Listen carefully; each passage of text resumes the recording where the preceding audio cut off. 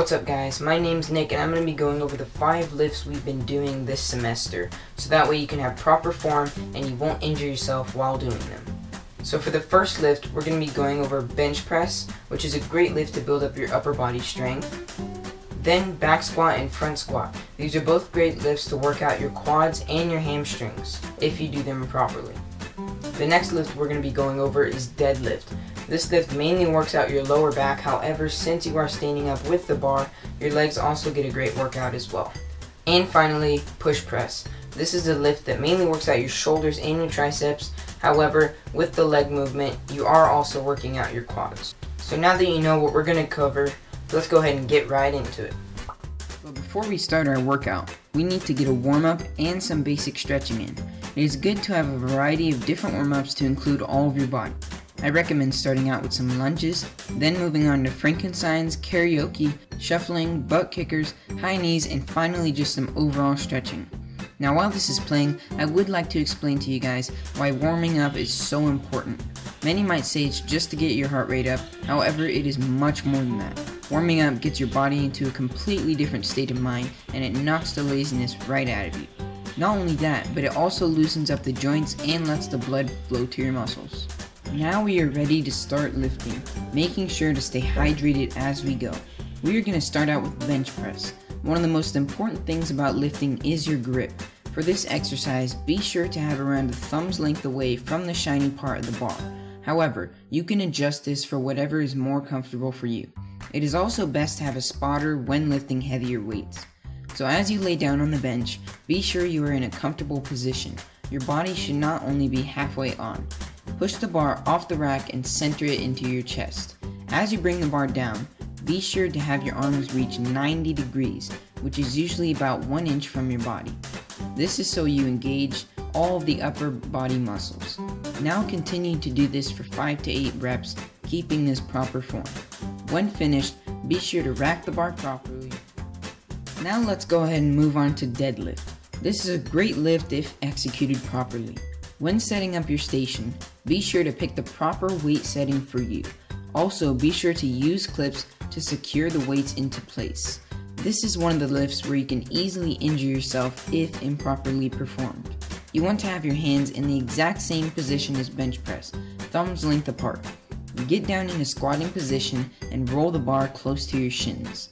With your feet shoulder width apart and arms locked, pick up the bar. Be sure to keep your back tight. If it is rounded, you will most likely pull the lower muscles in your back.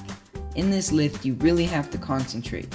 Do it properly, and your leg and back strength will drastically improve.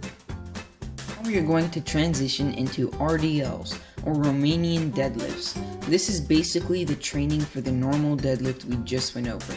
This is definitely the more difficult one of the two though. The first part is the same as deadlifting. Roll the bar to your shins, having the same exact grip. Pick up the bar just as you normally would. However, there is a catch. After the bar is off the ground, slightly bend your knees. Then with the bar, slowly push it off your thighs and down your shins.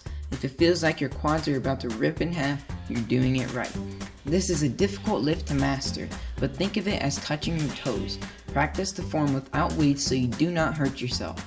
You're going to want to do this around 5 to 8 times before dropping the bar. Again, keep your back tight. This is extremely vital. Now we are going to move on to the squats. First starting with your normal back squat. When doing squats, you are definitely going to want to have a rack. Otherwise, it is going to be extremely difficult. When doing normal back squat, you're going to have a little bit different grip than the rest of them. You want it to be about fingers width away from the shiny part. And just a reminder, all of the standing lifts are going to have a shoulder width base. When unracking the bar, you want to get completely underneath the bar and stand up. Then take a couple of steps backward to avoid hitting the rack.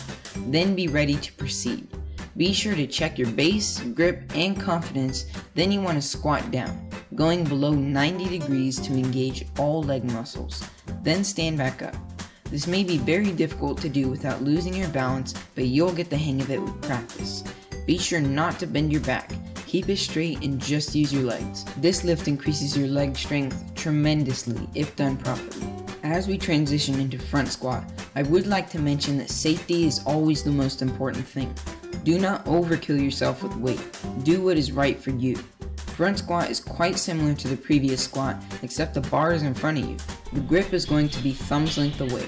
Again, get completely under the rack, wrap your arms under the bar, and have it rest on your shoulders. Then stand up. The mechanics are exactly the same. Squat down going below 90 degrees, but the most important thing about this lift is keeping your elbows up, so you're working your legs and not your back. Again, do not curve your back. If the weight is too heavy, change it. Now we are going to move into our final lift, the push press. This is another great lift for the upper body. If done properly, you will increase the strength in your shoulders and your triceps. For this lift, it is not completely necessary to have a rack, but it will help you out for sure. If you do have one, get slightly underneath it, gripping the bar the same as bench press, thumbs length apart. Now pull the bar off the rack and keep it at about this position. Then, using your legs, propel the bar into the air and push it slightly behind your head. This may feel uncomfortable, as you will most likely smack yourself in the face a couple of times. Now bring the bar back to its original position, sliding it close to your face. Do this 5 to 8 times, then re-rack the bar, and proceed to the next sets. Now this about wraps up our workout session. If you have any questions or concerns, please leave them in the comments section down below. And if you enjoyed the video, smash that thumbs up button, and I'll see you next time.